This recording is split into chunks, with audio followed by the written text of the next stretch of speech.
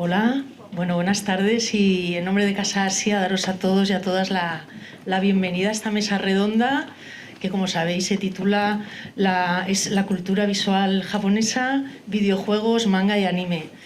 Y nada, yo sin más me gustaría pues agradecer a la Edicions Bellaterra, a CERAU, al Grup d'Investigació Gregal y por supuesto a la Autónoma de Barcelona y en concreto a Blai Warney y todo su equipo y a los panelistas que tenemos de honor, como siempre que organizamos algo con Blai y la Autónoma, por estar aquí hoy. Y nada, veo caras conocidas. Hola. Y sin más dilación, pues te paso la palabra, Blai. De nuevo, gracias por venir hasta aquí. La verdad es que da gusto ver una sala así de llena y además de edades intergeneracional. Muy bien, da gusto así. Así que gracias. Y de nuevo a todos vosotros, muchas gracias. Blai os va a presentar y tenemos muchas ganas de escucharos. Blai, cuando quieras. Muchas gracias Yasmín, muchas gracias, bien, gracias a todos y todas por venir esta tarde, es una tarde fantástica, tenemos una vista preciosa, realmente bien, es un placer estar aquí con todos vosotros y vosotras.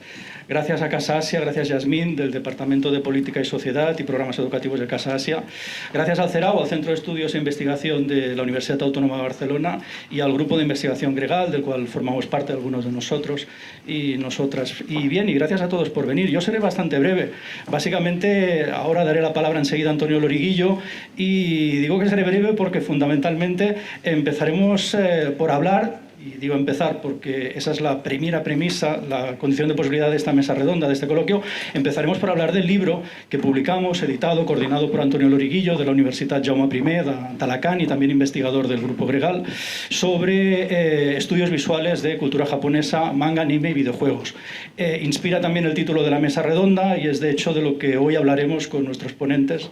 Y disculpar a Montserrat Terrones porque había la feliz coincidencia de que se está celebrando en el CCCB, que nos acoge, una exposición sobre jóvenes autoras de cómic y de hecho Montserrat Terrones es la comisaria de esta exposición y se ha prolongado hasta el mes de junio, exacto, nos comentaban ahora el mes de junio, pero desafortunadamente por una pequeña incidencia no nos puede acompañar. Bien, no me voy a extender más, presento a Antonio rápidamente y él ya presentará a los otros miembros de la mesa. Antonio Loriguillo, como os decía, es profesor de la Universitat Jaume I d'Alacant, investigador del Grupo de Investigación Ítaca en esta misma universidad y del Grupo de Investigación Gregal en la Autónoma. Antonio imparte docencia en los grados de Comunicación Audiovisual en Diseño y Desarrollo de Videojuegos, así como en el máster oficial en Nuevas Tendencias y Procesos de Innovación en Comunicación de la Universidad Jaume I. Lo he dicho bien, ¿verdad?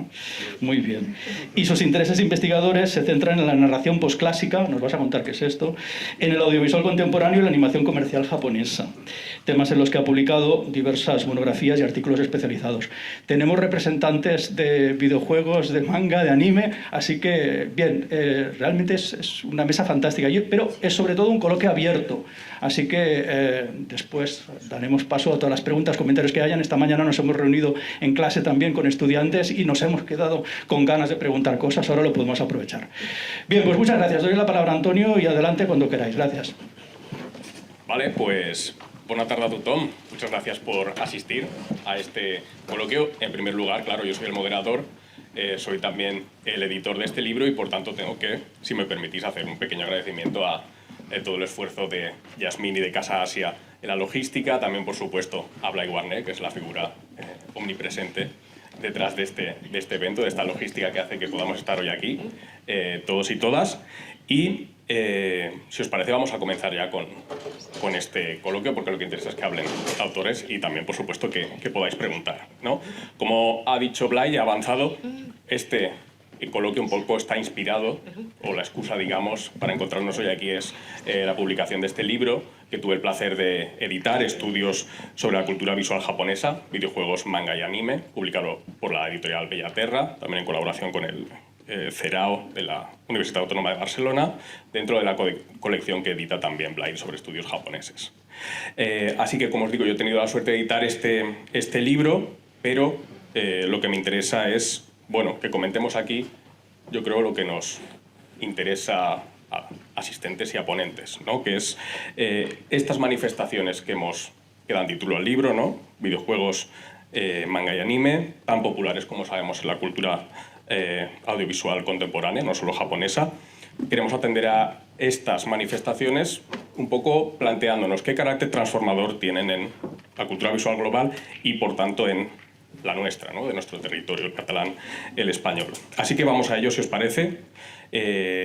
Voy a ir presentando, si me disculpáis, a los distintos, a las personas que me acompañan hoy aquí, y enseguida empezamos con la ronda de preguntas, ¿no? Aquí tengo a mi izquierda a Víctor Navarro Remesal. Él es doctor en comunicación, es un referente absoluto para los Game Studies en lengua hispana. Da clase e investiga en el Tecnocampus de la Universitat Pompeu Fabra y entre sus publicaciones destaca Libertad Dirigida, una gramática del análisis y diseño de videojuegos que, si os interesan los videojuegos, seguro que conoceréis. Es también director de la colección Ludografías, la editorial Shangri-La. Tenéis varios libros de Shangri-La precisamente en la tienda de este centro. Y bueno, es un placer tenerte aquí, Víctor. A su lado, a su inmediata izquierda, tenemos a Julia Rigual Moore, que es investigadora predoctoral en formación en Historia del Arte y Estudios Japoneses por la Universidad de Zaragoza, una representante de esa fantástica cantera, ¿no?, de investigadores e investigadoras jóvenes que salen de allí con los estudios japoneses.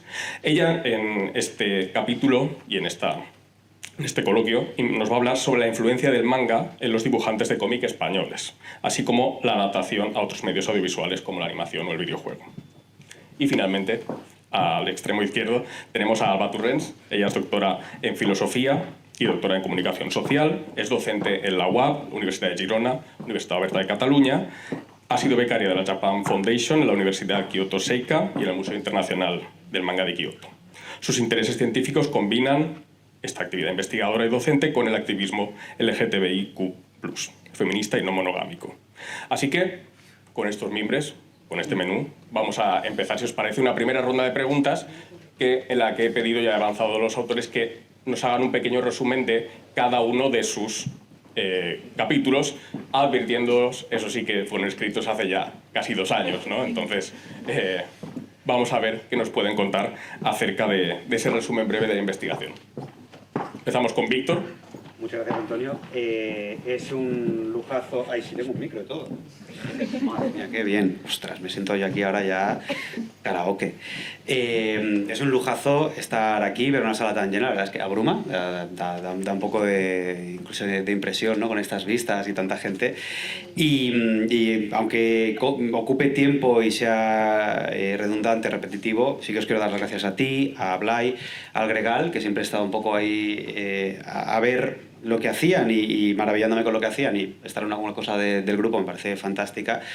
Estar en el medio del entorno de Zaragoza, que salen cosas muy buenas de allí, estar en toda esta confluencia, la verdad es que es algo a celebrar, y es un libro estupendo. El editor no lo va a decir, yo hablo del resto del libro, no de mi capítulo, pero es una maravilla de libro, y aunque esto no sea una presentación del libro que haya que venderlo, de verdad que está muy bien y es muy recomendable. Por supuesto a Casa Asia también por montar esto, y a la sala. Y mi capítulo, dentro de este libro, al final intenta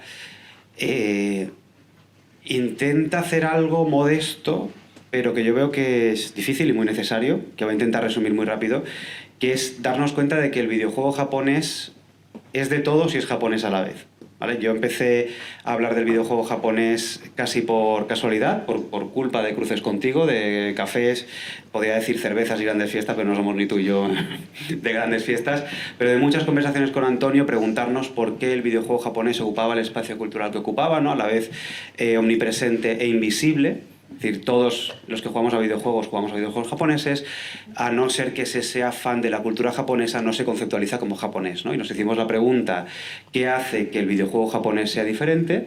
Y además lanzamos un poco el reto de hablar no de videojuego japonés, sino de gemu. Igual que el manga y el cómic y el anime y la animación se han fracturado, no sin debates, porque esto sigue, como tú bien planteas, hay una lucha conceptual enorme, pero por lo menos existe la lucha conceptual. Es que en el videojuego japonés hasta hace poco no la había.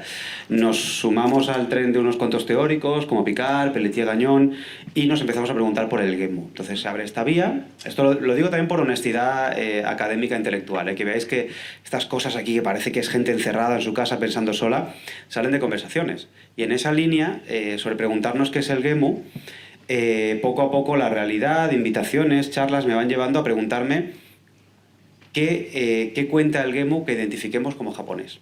¿Vale? Es decir, cuando nos damos cuenta de que un juego es japonés, cuando a veces le exigimos que sea muy japonés, es decir, como es japonés me tienes que satisfacer mi necesidad de Japón, y acabé pensando en sitios, que también venía una cosa influenciada por ti, que era el turismo de cultura popular, el turismo de anime, para cazar localizaciones, ¿no? Hacerle la foto a las escaleras de Your Name, están lejísimos, no merecen la pena, no vayáis, cosas mucho más bonitas en Tokio, saliendo incluso de Tokio, y empecé a hablar de lugares de videojuego japonés. Era un pequeño ítem y con la ayuda del editor, que acompañó muy bien, me dijo, no, vamos a... Quédate con esto en el capítulo. Entonces el capítulo acaba siendo una especie de análisis de cómo el videojuego japonés, hoy en día, videojuego producido en Japón, que para mí al final yo soy materialista asqueroso y las condiciones materiales de producción me importan, el videojuego japonés lo he considerado aquello que está hecho en Japón, acaba reflejando lugares de Japón, ¿vale? Hice una tipología, ¿no? Dentro de o juegos realistas, entre comillas, o de baja fantasía, es decir, que pasan en el mundo real, como por ejemplo, gracias al videojuego japonés, podemos pasearnos por Shibuya, por Kabukicho, Kamuracho, ¿no? Y como al final hay una relación con el espacio que seguro que si habéis jugado a juegos japoneses y os gustan y habéis viajado a Japón, habéis sentido de una manera muy viva. Yo vengo ahora de estar un tiempo, menos lo que me hubiera gustado, viviendo en Kioto, y me escapé al festival de hielo de Hokkaido, que era una cosa que tenía, como toda mi vida había querido ir, era muy difícil por calendario.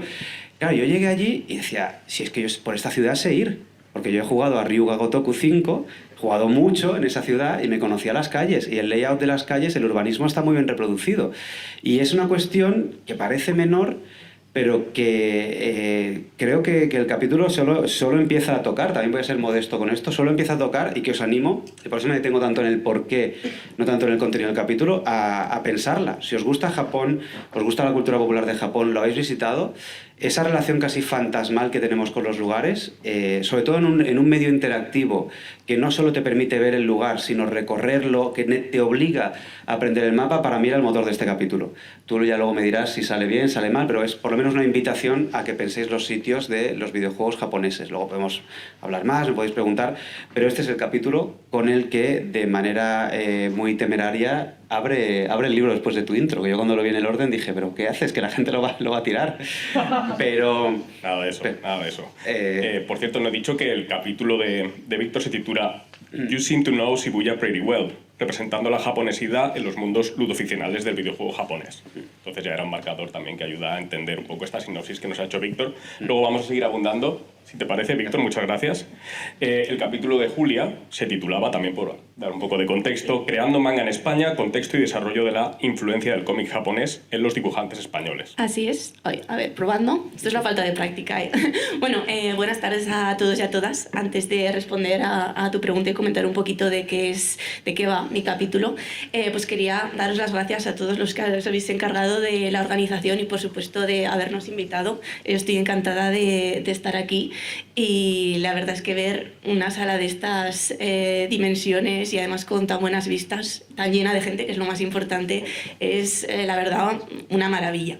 Así que, dicho esto, pues la verdad es que mi capítulo trata básicamente sobre lo que acabas de resumir en una frase, sobre la influencia del manga, del cómic japonés, en los dibujantes de cómic españoles de nuestro país. Y bueno, la verdad es que es un título bastante transparente, porque va de eso, es un tema muy concreto, que además es el tema base de mi actual tesis doctoral. Estoy a punto de terminarla, me queda un añito, y la verdad es que me vino muy bien en su momento, hace 2 años, escribir este capítulo para empezar a sintetizar una serie de ideas clave para el desarrollo de mi investigación. Entonces, a la hora de expresar un poquito a cualquier persona de qué va mi tesis, pues primero hago siempre una presentación de qué es el manga, que yo creo que aquí sobra, de qué es el cómic japonés. Pero luego pregunto si alguien conoce algún autor o algún título de un cómic que tenga clara influencia manga, ya sea estética o ya sea narrativa, que no sea de Japón, ya sea aunque sea de Estados Unidos, de Europa y concretamente de España. Y cada vez están apareciendo en el ideario popular de todos nosotros más autores, más autoras, pero son muy poquitos comparado con los que yo he descubierto.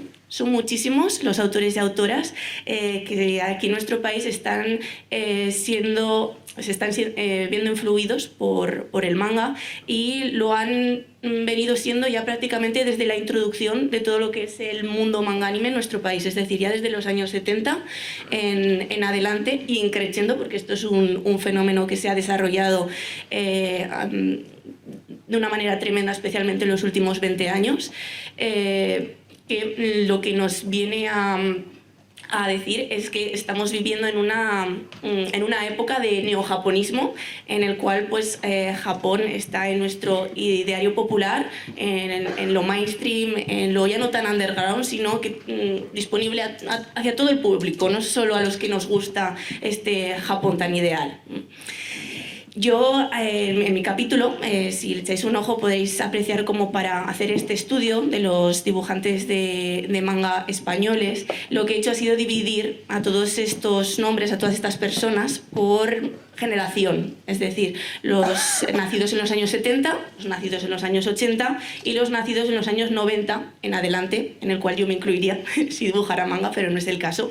¿Por qué? Porque es muy interesante a la hora de poder ver el desarrollo del fenómeno, de cómo ha ido cambiando a lo largo de las décadas hasta ahora, y cómo al principio pues los primeros autores tenían muy pocos medios para darse a conocer, para verse influidos por los pocos títulos que llegaban, o sobre todo para publicar en general. Pero eso ha ido favorablemente avanzando hasta nuestro día a día, hasta 2023, en el cual pues ya les sale larga lista de autores, cada vez es más y más larga, gracias a sobre todo iniciativas o proyectos, publicaciones, como es el caso ahora, quizá el más llamativo, luego si eso hablaremos un poco mejor, de Planeta Manga, que es esta revista pues de la editorial Planeta, que lo que hace es un poco seguir ese esquema, ese modo de publicación de revistas japonesas, publicando, pues ahora, antes era trimestral, ahora es bimensual, y esto también es algo curioso y que yo creo que tiene mucho que aportar este detalle. Pues eso, publica capítulos de diferentes obras y autores de nuestro país, para que lo podamos consumir pues casi a la manera japonesa, pero adaptará desde luego a nuestro mercado, que ya luego comentaremos que es muy diferente. Por supuesto, para llevar a cabo este análisis del desarrollo de este fenómeno, yo lo que tiendo a analizar es, por supuesto, las obras personales y el desarrollo de cada autor, analizando también las influencias que ha tenido, no solo japonesas, sino también de otras tradiciones historietísticas, que también al cabo esto es lo más interesante, ¿no? Las hibridaciones y lo que va saliendo de todo esto, sus métodos de formación, que cada vez son, quizás en la actualidad, por supuesto, cada vez es más fácil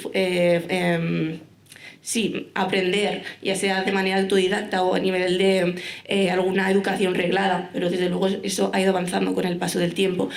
También en qué manera se ven influenciados, o por supuesto de qué manera Internet ha sido un paso adelante para que todo esto llevara a un boom del cual estamos siendo partícipes a día de hoy, junto con, por supuesto, el desarrollo de los eventos dedicados al comercio de este tipo de publicaciones, a ser un intercambio un punto de intercambio de conocimientos entre autores, de que se conozcan, e incluso también su relación con los lectores, con el público, ya sea no solo en estos puntos concretos de relación social como son los eventos, aquí tenéis el Manga Barcelona como cúspide, como cisne, ¿no?, de todo esto, pero sin embargo también a través de las redes sociales, que nos guste más o menos, la verdad es que es algo también muy interesante y muy a tener en cuenta para el desarrollo de todo este fenómeno, y de por qué a día de hoy pues estamos siendo partícipes del mismo.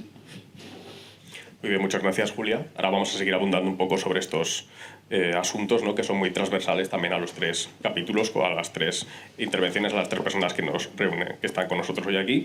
Vamos con el capítulo de Alba Turrens, que estaba titulado La mezcla de medios en Japón, narratividad, intermaterialidad y especificidad. Así que, Alba, si nos puedes hacer un breve resumen para ponernos en contexto. A ver, ¿se oye? Vale, bueno, primero de todo, gracias por venir aquí. De hecho, estoy bastante abrumada porque yo vengo de filosofía y mis conferencias son siempre cuatro gatos. Y, claro, el anime, el manga y no los videojuegos siempre atraen mucho más. Y bueno, la otra cosa, el otro hándicap, ¿no?, de venir de filosofía es que normalmente es muy complicado resumir ¿no?, las ideas que presentas en un capítulo. Y bueno, yo lo que voy a hacer un poco es hablaros un poco de la genealogía del capítulo, porque creo que es la manera como se entenderá, ¿no?, se puede entender la perspectiva.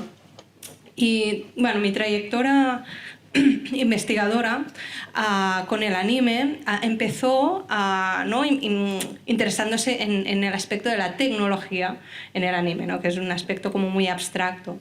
Y en un principio mi idea es esto, ver, ¿no?, intentar analizar qué papel tiene la tecnología en el anime, cómo el anime representaba la tecnología. Y esto, a raíz de mis estancias en Japón, pues hizo un giro radical, porque vi que era muy importante para entender la animación, entender qué aspectos de la tecnología, ¿no?, existen como medio. O sea, el anime no solo es un lugar donde vemos robots, ¿no?, y cyborgs, sino también es un medio tecnológico, y entender de qué forma este medio produce movimiento, ¿no?, qué técnicas utiliza para producir ¿no?, estos productos era importantísimo para entender qué es el papel de la tecnología del anime. Todo esto que me abrió todo un campo de los aspectos materiales, ¿no?, la materialidad del anime desde su perspectiva cinematográfica, o sea, la especificidad, ¿no?, de la animación japonesa. O para entender la especificidad de la animación japonesa debes entender cómo está producido, ¿no?, hay muchos ámbitos, pero uno de ellos, y más si estás interesada, ¿no?, como era en mi caso, en la tecnología, ¿no?, en el aspecto tecnológico del anime, pues esto era fundamental. Y a raíz de todo este punto de vista, pues está un poco planteada mi capítulo, que va sobre la transmaterialidad de los medios. O sea, en Japón, como sabéis, digamos, los diferentes medios, el anime, el manga y los videojuegos están completamente interconectados, ¿no? Un manga se traduce o se adapta al anime, ¿no?, o aparecen juguetes, o aparece un videojuego. O sea, tenemos, aparte de tener independientemente, ¿no?, el campo de la animación, el campo del anime, el campo de los videojuegos, pues están interconectados entre sí. Pues mi capítulo principalmente intenta hacer una reflexión de problematizar esto que se llama la idea esta de adaptación, porque normalmente creo que hay como tendencias a pensar que la adaptación es como inmaterial, ¿no? Vamos a traducir esto a esto. Y bueno, yo quería un poco intentar ver qué aspectos materiales, ¿no?, qué condiciones materiales de existencia del trabajo, pues esto tienen un impacto en cómo se traduce una cosa, un anime al manga o los juguetes, ¿no? Sabemos que, por ejemplo, en muchos animes de robots, que es un campo que a mí me interesa especialmente, bueno, ¿no?, cuando se hace el proceso de producción es muy importante el diseño de robots. ¿Por qué? Porque luego se vendrán, ¿no?, juguetes a través del mercado. O sea que hay aspectos materiales de la producción que deben ser tenidos en cuenta. Y básicamente, a partir de esta, ¿no?, de toda esta problemática, bueno, justamente cuestiono la idea de la identidad del anime, ¿no? Si existe, o sea, la identidad del anime, la identidad del manga y toda la idea también de la japonesidad, ¿no? Que es como una idea, bueno, al final pues que tiene tintes muy orientalistas y que si vas a lo específico acaba siendo mucho más complejo de lo que en principio, ¿no? Uno tiende a pensar de qué es esto del anime, el manga, el media mix en general. Muy bien, muchas gracias, Alba. Esto nos sirve también, este primer repaso, para... ya se han ido dejando un par de ideas. Yo me gustaría destacar que uno de los objetivos también del libro era, por una parte, demostrar efectivamente que queda mucha investigación por hacer. Estamos hablando de ser cada vez más específicos, ¿no? Cada vez hilar más fino. Solo así conseguimos hacer avanzar el campo. Pero Anime Studies, Manga Studies, Game Studies, Japanese Studies, ¿no? Como se quiera. Pero también era una motivación del libro tener este eje, ¿cómo decirlo?, ibérico, ¿vale?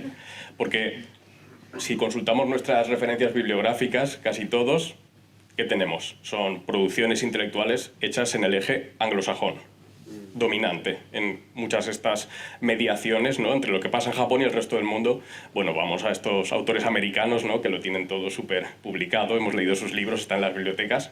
Sí, pero también al mismo tiempo este libro plantea, vale, sí, pero tenemos una óptica propia, es algo que también es un tema que nos interesa, que interesa al grupo de recerca gregal, ¿no? Cómo circulan estos manifestaciones que tanto nos gustan, tanto nos apasionan, ¿no?, de la cultura japonesa en nuestros territorios, territorio catalán, Estado español, ¿vale? Pues también contar con la visión, ¿no?, de investigadores como los que forman parte del libro, sin duda enriquece el campo, ¿no? Vale, está muy bien lo que pasa en Massachusetts, ¿no?, en la recepción de este anime, cómo se distribuye en Cartoon Network, ya lo sabemos, pero y en TV3 y en Canal Sur, este tipo de visiones que podemos tener desde aquí, y ahora abundaremos sobre ello, nos interesaba, ¿no? Y entonces permitidme en este punto también que mencione, por supuesto, al resto de autoras y autores que han participado en el volumen. A muchos de ellos os van a sonar. Tenemos aquí a Tomás Grau, precisamente de la Autónoma de Barcelona, José Andrés Santiago Iglesias, de la Universidad de Vigo, Claudia Bonillo, de la Universidad de Zaragoza, Manuel Hernández Pérez, de University of Salford, Sabrina Vaquerizo, de la UOC, y Daniel Ferrera, de la Universidad Carlos III de Madrid, ¿no? Estos investigadores que he tenido yo el placer de editar estos capítulos y ver sus investigaciones aquí plasmadas en el libro, bueno, pues hacen esto, ¿no? Vale, vamos a tratar estas manifestaciones que tanto nos interesan y, desde nuestro punto de vista, explicarlos, ¿no?, darle sentido. Y en ese sentido vamos a empezar con la segunda ronda de preguntas, ya más allá del capítulo. Y es que os quiero preguntar a cada uno de vosotros, ¿no?, y de vosotras, por el estado actual un poco de la circulación de ese medio en el que os habéis especializado en nuestro territorio, ¿no? Podemos hablar del manga, ¿no?, con todas las cifras explosivas que hemos detectado de nuevos títulos, de ventas, pero también vamos a empezar en el caso del videojuego. Me gustaría preguntarte, Víctor, o que nos contaras cuáles son tus intuiciones acerca de qué aprecias respecto a la circulación del videojuego japonés en nuestro territorio. ¿Difiere de alguna manera cómo circula el videojuego de japonesidad manifiesta, como Yakuza, ¿no?, la saga Yakuza, de otros juegos que no tienen esa japonesidad tan marcada en nuestro territorio? Voy a intentar ser breve porque es la pregunta, es la gran pregunta, y además saben unos cuantos que están aquí, y Antonio estuvo implicado, que estamos con un capítulo nacional de DIGRA, la Digital Games Research Association. Intentamos que fuera ibérico, no salió. Portugal algún día vendrá, pero le queremos mucho, pero no pudo salir con Portugal. Pero en general todos los campos de la academia y de la cultura popular están dominados por la mirada americana, ¿no? Occidente, que es un invento rarísimo, Anthony Kwame Appiah lo dice, ¿no?, la cultura occidental que es, como conjunto, es un bloque demasiado grande. Occidente es América, básicamente. Incluso me contaba la semana pasada que hay hispanistas que hablan del Quijote casi como si fuera una cosa británica, ¿no? perdone, ¿no? Un poco déjeme hablar de este libro que se escribió a 100 kilómetros de mi casa. Y a mí, sin duda, es una cuestión que me preocupa tanto en circulación como en estudio, ¿vale? Si te lo voy a intentar ligar, porque el videojuego japonés circula por Europa en unas condiciones que son muy curiosas. Porque aquí tenemos, por ejemplo, campañas como aquella de 100% otaku. Es decir, esto no pasaría en Japón. Aquí hubo una campaña que creo que era Bandai Namco, vendía juegos con la etiqueta 100% otaku. Bueno, 100% otaku, en Japón tendría unas connotaciones muy diferentes y aparte sería bastante raro decir este juego está hecho en Japón, ¿no? Que parecería el zumo Don Simón hecho en España, ¿no? Una cosa cambia el registro. Entonces, nos llega así, pero nos llega también en un estado donde hay una diferencia entre lo que supone el videojuego japonés en choque al videojuego occidental respecto a América, ¿vale? Es decir, el videojuego en América es un videojuego que ellos crearon el videojuego con Atari, la primera generación ellos hablan de la edad de oro y el crash del 83 que solo les afectó a ellos, es un crash mundial, ¿no? Es una cosa, en Japón se le llamó Atari Shock, ellos le llaman el crash del videojuego, así mundial, ¿no? Entonces, para ellos, Japón es una amenaza. Hay un cómic de historia lamentable, que es la historia ilustrada del videojuego, algo así, donde se habla de cómo los parásitos de Atari estaban dispuestos a comerle el terreno a los grandes creativos de Atari. Y sale de Japón, porque Japón ya no es pobre, hace dinerets, y dice los parásitos de Atari, ¿no? Nosotros no estamos en ese contexto. Otra línea que tengo con Oliver Pérez es, aquí de la Pompeu, es preguntarnos qué es el videojuego europeo. Entonces, para mí es muy importante que reconozcamos que hay por lo menos 3 focos con muchos factores tecnológicos, sociales, culturales, industriales, y luego te responderé a la pregunta histórica y un detalle muy curioso de cómo llega Japón aquí. Donde Europa es diferente a América, ¿vale? No es una cuestión de identidades, no es una cuestión supernacionalista, ¿no? O supranacionalista de identidad europea. Es una cuestión de realidad, de básico principio de realidad. Europa tiene un consumo diferente. Aquí el videojuego japonés nos llega en unas tendencias de neojaponismo que no son en oposición al mercado americano. Porque allí hay un momento en que vuelve el videojuego americano, Xbox entra, hay un momento de alta productividad americana, tienen varios éxitos, Japón decae en el 2009. Y por aquí estaba Adrián, que estudia la construcción del JRPG en la prensa, ¿no? La prensa americana se hace eco de varias declaraciones de gente, lo que técnicamente sería bocachanclas, como el Phil Fish, el creador del FES aquel, que dijo, es que los videojuegos japoneses, delante de creadores japoneses, los videojuegos japoneses son una mierda. Y miraba y decía, ¿verdad que sí, japonés? ¿Verdad que lo que haces es una porquería? Una cosa muy americana, muy... Y ese debate nos ha afectado a nosotros. Esa cosa de el videojuego japonés ha muerto, está en decadencia, ahora la creatividad está en otra parte. Y es tremendo como Europa, que tiene grandes creadores y grandes empresas, buenas o malas, pero grandes, tipo Ubisoft, se hace eco de eso y participa, ¿no?, de un debate al que no pertenece. Entonces, el filtro, el consumo de Japón no tiene la necesidad económica, social, cultural de comprar ese debate y, sin embargo, lo compra, ¿no? O sea, aquí se juega mucho juego japonés, aquí hay un momento en el que pues el juego japonés es la norma, como en todas partes, pero luego es eso, no, el juego occidental, y lo japonés, el japonés es de nicho, es un delirio. Estamos en ese doble estado, el juego japonés es todo y a la vez es una cosa superada, desbancada, luego aparece Breath of the Wild, la vuelta del gran videojuego japonés, y aquí nos damos cuenta otra vez. O sea, estamos a rebufo de unas posturas que no son las nuestras. Y yo siempre quedo muy anti-yankee con esto, pero es que los americanos ya tienen suficientes defensores, no hace falta que defendamos sus postulados, ¿no? Y nosotros tenemos el vantage point el punto de vista, por decirlo al anglosajón, de poder darnos cuenta de que hay un videojuego japonés que refleja Japón, que fuera de Japón tiene un valor que en Japón no tiene, ¿vale? Entonces, creo que es lo que intentaba yo hacer en el capítulo, ¿no? Es decir, a un japonés que salga a Shibuya, pues, le hace gracia, pero no le aporta. Yo cuando hubo la pandemia, pues, estaba con mono de ir a Japón y me volví a rejugar Ryoga Gotoku porque yo quería Naha, yo le daba vueltas, me aburría y daba vueltas por Naha, ¿no? Por Okinawa, que lo adoro. Entonces, eso es una lectura, una recepción que es diferente aquí. Pero no es igual a la diferencia que en América. Espero que se entienda esto, ¿vale? Que hay 3 vértices que creo que es muy, muy, muy necesario reconceptualizar para volver a entender o para aclarar un poco mejor cómo consumimos ese videojuego japonés como si fuera nuestro y a la vez como si fuera totalmente exótico, con un deje de orientalismo un poco peligroso y a veces incluso, ya digo, con ese orientalismo ya agresivo americano. Más o menos. Muchas gracias, ¿no? También cabría pensar tal vez en el caso del videojuego como muy específico, ¿no? Tal y como se distribuye, ¿no? Con estas plataformas digitales no depende tanto, por ejemplo, de sellos locales, ¿no? de distribuidoras cinematográficas, televisivas, como sí que lo hacen el manga y el anime, ¿no? Precisamente sobre esto te quería preguntar, Julia, ¿no? Ya hemos visto, bueno, yo también tengo alumnos en el grado de videojuegos, ¿no? Que me confiesan que se han gastado buena parte de su bono cultural joven en manga. Muy bien ¿no? hecho, muy bien hecho. Muy bien hecho. Entonces te quería preguntar, dentro de esta perspectiva de los autores y autoras españolas de estilo manga, ¿no?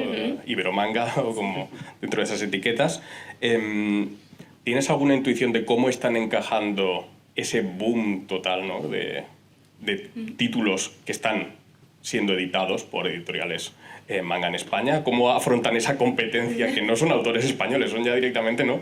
Los japoneses? Me viene muy bien esa pregunta vinculada justo con lo que has comentado, o esas pequeñas comillas que has querido poner con lo de influencia manga, porque a nivel académico nos viene muy bien lo que decías tú, lo de poner etiquetas a las cosas. Ahora quizá el término que más usamos para hacer referencia a esas obras o esos autores influidos por el manga en España es el mangañol.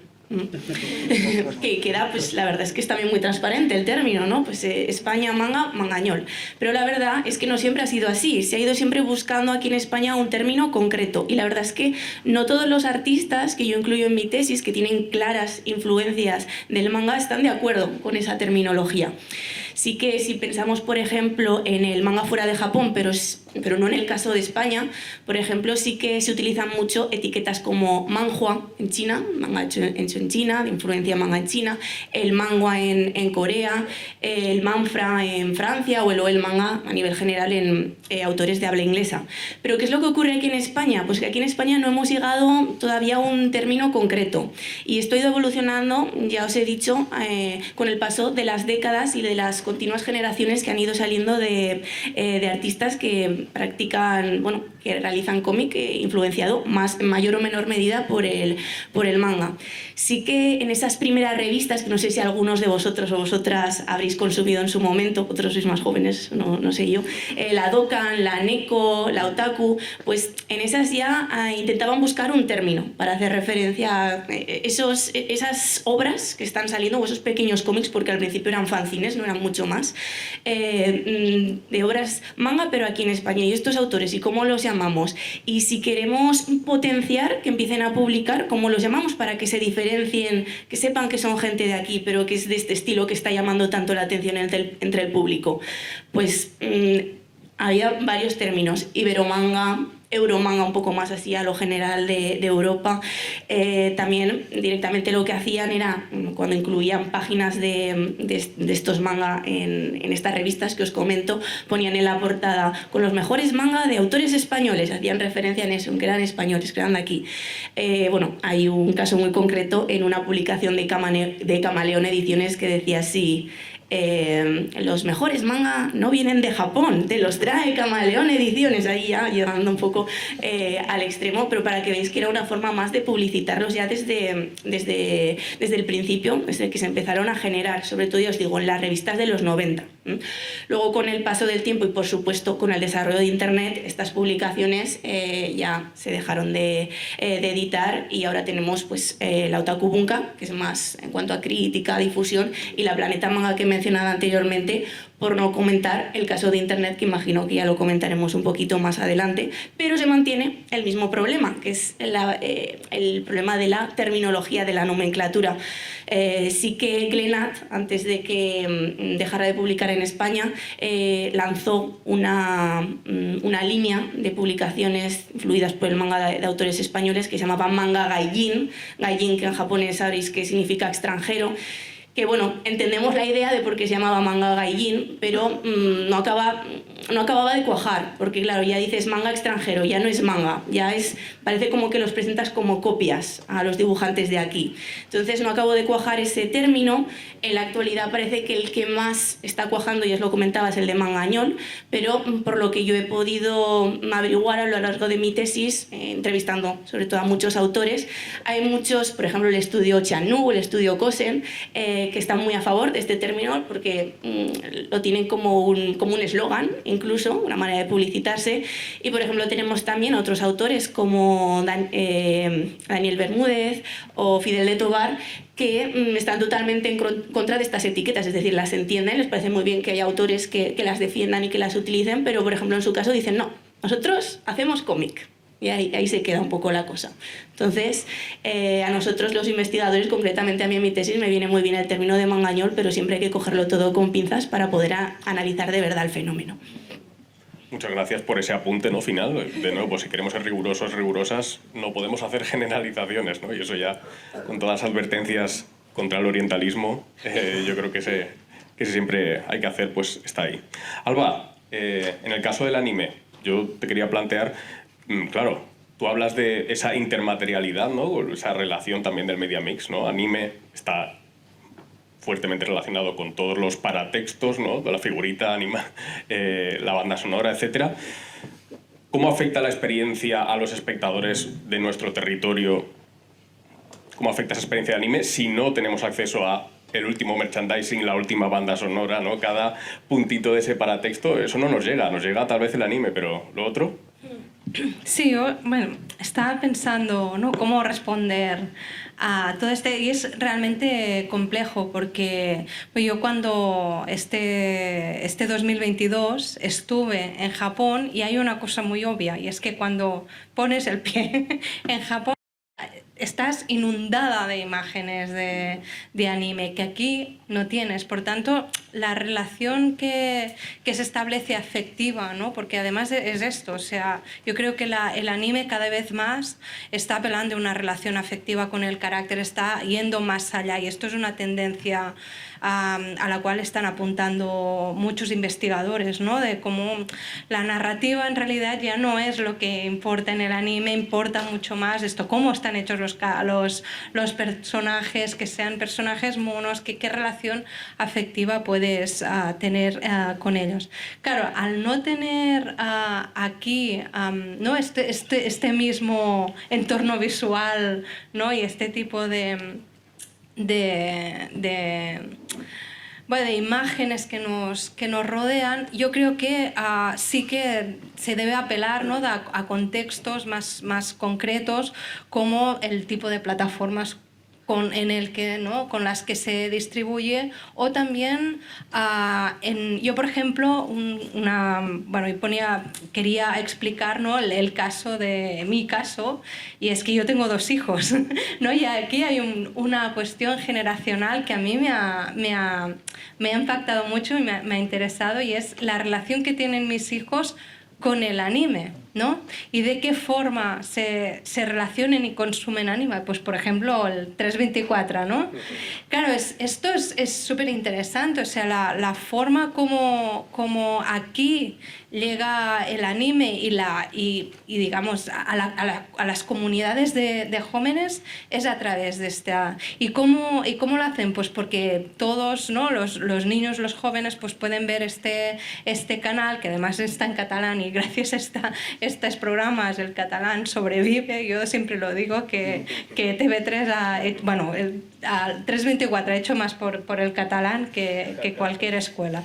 Pero bueno, dejando de lado el tema este cómico, sí que es verdad que hay cosas de estas, y el tema de las plataformas. Una cosa que me fijé cuando estuve en Japón es que los contenidos que hay en un tipo de plataformas y en lo que podemos ver aquí, lo que podemos acceder aquí, es completamente distinto, ¿no? Hay plataformas que sí que más o menos puedes ver lo mismo que Japón, pero y luego yo creo que aquí hay un juego...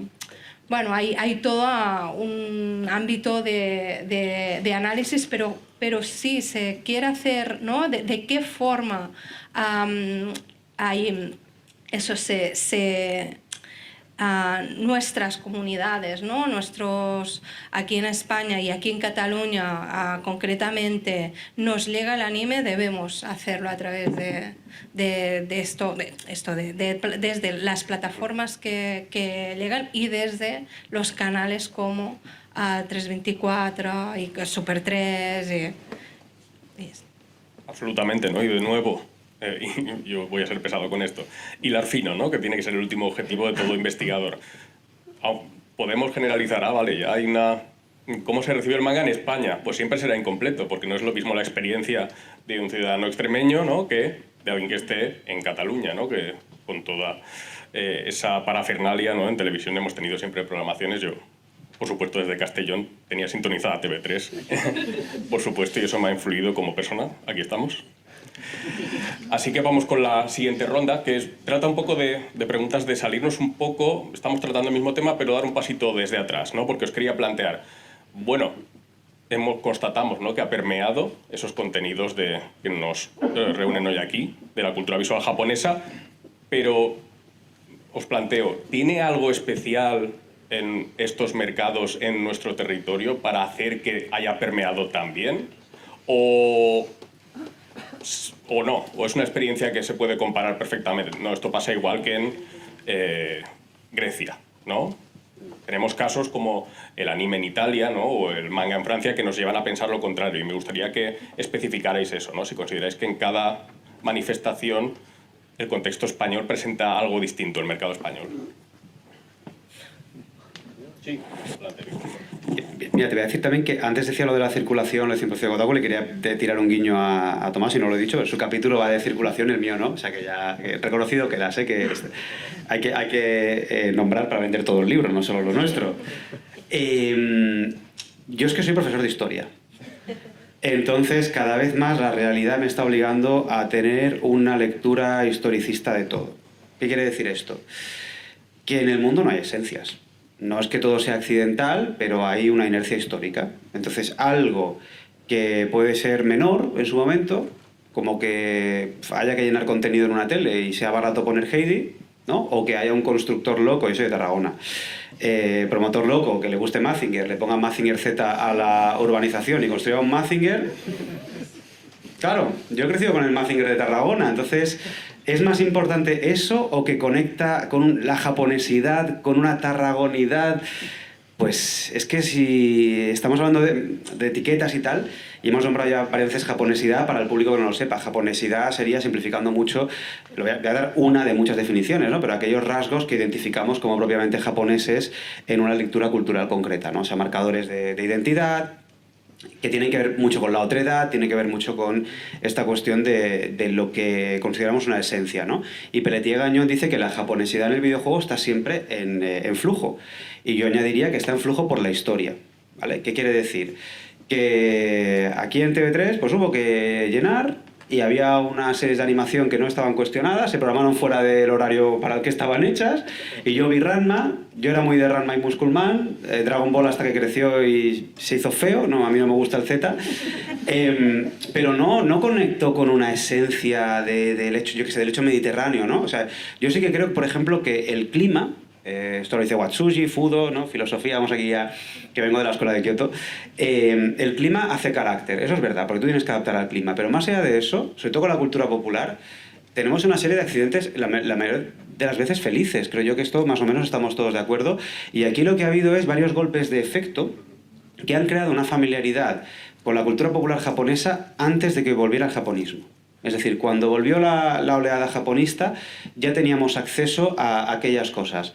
Pero aquí también es importante recordar que estamos en Europa. Y en mi área en concreto, no sé si me adelanto un poco o no, pero Japón llegó muy tarde. Cuando Japón invade el mundo, invade Japón, el videojuego japonés, invade América, porque América ha dejado un vacío, porque Atari se la pega y porque las otras compañías eran jugueteras. De nuevo, historia. ¿Cómo funcionan las jugueteras? Con modas de 2-3 años. El hula hoop, el cubo de Rubik, ¿no? Cuando Atari se la pega, como el resto de compañías venían del juguete, para ellos no fue un trauma. Decían, bueno, pues se ha acabado la moda del videojuego, este negocio ya no está, nos vamos a otra cosa, ¿no? Pero para el mercado del videojuego, aquello que sí que fue traumático en América. Llegó Japón 3 años después, llegó Nintendo, después de Nintendo pues ya empiezan a llegar otras compañías y llenan el hueco. Pero ese enfrentamiento del que hablaba antes, que entre América y Japón, aquí es curioso que ahora hay gente que tiene nostalgia de algo que no existió, que es que la NES llegara en el 85-86. Aquí la Nintendo, la primera Nintendo, llega, esto lo ha documentado muy bien Marshall Mora, llega a finales de los 80, principios de los 90. Llega distribuida a la vez varias generaciones que en el resto del mundo iban en orden, la de 8 y 16 bits. Incluso se llegaba a distribuir a la vez consolas de Sega y de Nintendo. No había una guerra de consolas porque era la misma distribuidora. Y, de nuevo, hay historia. ¿Quién trae la Nintendo a España? 5 indios. Porque uno era yerno de no sé quién de Nintendo y veían que el mercado español tenía una coyuntura económica que les favorecía, y SPACO, que es la primera distribuidora de Nintendo, son las siglas de los 5 empresarios indios, que no es Paco de Paco Francisco, es SPACO, que es SPACO, 5 empresarios indios que vieron un momento que les favorecía para distribuir una consola que aquí no tenía distribución. Fijaos ese accidente feliz, cómo nos crea el momento en el que cae el microordenador, porque insisto, Europa a los 80 es microordenador por todas partes. Hay revistas que hablan del MSX como el samurái, ¿no? Llegan los japoneses, llegan los nipones, el samurái, pero siempre era lo raro. Era microordenador europeo, a lo mejor americano, británico, y de repente llega lo japonés. Llega tarde, y yo creo que, en concreto, lo que decías de qué hay aquí que acoge, no lo sé en general. Es verdad que España, dentro de Europa, ha tenido un cierto amolde del japonismo. Cada vez que ha habido japonismo, pues Francia está al lado, ¿no? Ha encajado bien, pero al videojuego japonés le sienta muy bien que aquí la cultura japonesa ya la conocíamos. Esa es un poco mi hipótesis, pero si no hubiera habido TV3, tal, algunas cositas, más que TV3 por la época, sería quizá eso, Heidi Marco, ¿no? Aquel camino allanado de manera blanda, ¿no? Donde no hay la fricción que habría después. Cuando se empieza a hablar de videojuegos japoneses no cae mal. Y cuando llega Mario, por ejemplo, Mario... ya está muy quemado lo de Iwabuchi, ¿no? De sin nacionalidad, Mukokseki, pero es verdad que Mario es muy Mukokseki. Nintendo no hace alarde de ser japonesa, tiene un universo propio, la película nueva es americana y tiene gestualidad americana, llega a lo japonés y llega muy poco a poco. Entonces de repente decimos, anda, si los juegos que jugamos son japoneses y fíjate, como tal cultura, tal y cual. Y yo crecí leyendo estas revistas Minami, estas cosas que hablaban de la cultura. Cuando se empiezan a dar cuenta de que lo que consumimos es japonés, hablan de un bloque cultural, que es manga, anime, videojuegos. Y lo naturalizan de una manera que por ejemplo, yo que sé, en Polonia no hubiera sido fácil. En Francia sí, porque Francia, como tiene una industria del cómic enorme, puede acomodar mucho más manga, pero simplemente por dimensión de la industria, ¿no? Entonces, de nuevo, perdonad que vaya a cuestiones materiales y cuestiones históricas, pero es que esto nos ayuda a entender matices y a explicar mucho cosas que pasan más que esencias, ¿no? O es que esto es muy japonés, ¿no? O la apreciación del arte, el minimalismo. La historia nos permite ser complejos, que es mucho más agradecido. Y yo creo que va un poco por ahí. Exactamente. Muchas gracias. En el caso del manga, Julia, no sé si quieres comentar algo y quieres anticipar incluso esos hitos que también te planteaba, ¿no? ¿Cuáles fueron o cuál identificas como ese momento en el que se abren las puertas para el manga en España? Genial, pues bueno, ante todo he de decir que va a ser una respuesta un poco general, porque realmente me voy a centrar en el caso español, porque realmente para comparar lo que es el mercado editorial en España con pues, países concretos como por ejemplo Italia, Grecia, pues habría que también incidir muchísimo en el caso de cada país para poder hacer una buena comparativa. Sí que en mi caso estoy intentando digamos ampliar un poco el foco de visión de mi investigación para comparar España con países hispanoparlantes por el hecho de que compartimos el mismo idioma, pero realmente así en términos generales yo creo que queda patente que el problema que tiene España en este ámbito es el mercado, que no se puede comparar por ejemplo con el francés, con el belga, franco-belga, o por supuesto con el de Estados Unidos, americano en general, o por supuesto el de Japón. Entonces, claro, en base a eso, los artistas que tenemos aquí han tenido que buscarse la vida, nunca mejor dicho. Ya desde la primera generación de artistas nacidos en los 70 y también muchos de los 80, cuando empezaron a querer publicar o hacerse conocidos, ellos empezaron, pues sí, alguna cosilla en estas revistas que comentábamos antes, pero nada, eran poquitas páginas o alguna publicación especial. Si salía algún concurso, pues podían ganar publicar algo, pero era algo más meramente anecdótico. Mientras que los que sí que consiguieron labrarse un futuro en este ámbito, más allá de pequeñas publicaciones como estas, ya os digo, tuvieron que irse fuera, publicar pues en Estados Unidos, en Francia, y de hecho muchos de ellos incluso a día de hoy mantienen este modus operandi, porque si bien ahora es más fácil publicar en España, pues el pago que te hacen muchas veces suele ser más jugoso pues en industrias más, por supuesto, más desarrolladas. Pero bueno, desde luego, por adelantar lo que me comentabas, hemos avanzado muchísimo. El mercado español todavía está a años luz del de Japón, incluso del de Francia, pero hemos avanzado muchísimo, ya no solo en el caso del manga a nivel general. Hace 2 años, me acuerdo, en el Manga Barcelona, que se festejó totalmente como el manga, un título de Haikyuu, había superado en ventas hasta Arturo Pérez Reverte. Entonces, esto ya es que es muy significativo, no es necesario que yo desarrolle nada más en cuanto a esto, eso la noticia lo dice todo. Pero en el caso concreto de los autores influenciados por el manga aquí en España, pues sobre todo yo marco 2 hitos bastante grandes que han mejorado sus medios para publicar, para hacerse conocidos, que fueron las redes sociales y por supuesto también las publicaciones, y con las publicaciones voy a intentar vincularlo también con el tema de los eventos, porque los eventos o las convenciones de manga, anime o de Japón en general siempre suele haber presencia de estas editoriales.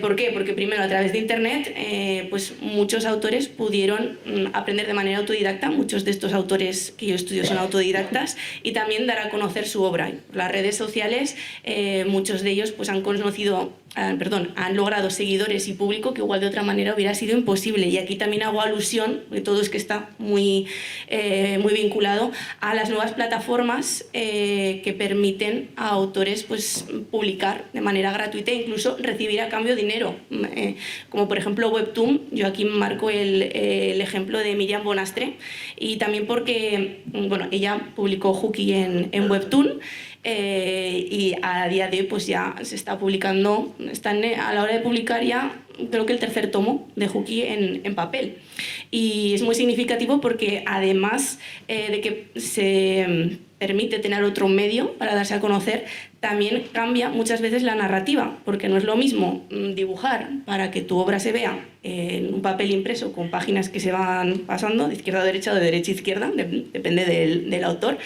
a si lo vas a publicar online, porque eso del scroll que hacemos todos, ¿no? con nuestro dedo pulgar o el índice, el que sea, pues también afecta a la manera en la que el dibujante luego tiene que pues plantear las viñetas, etcétera, etcétera.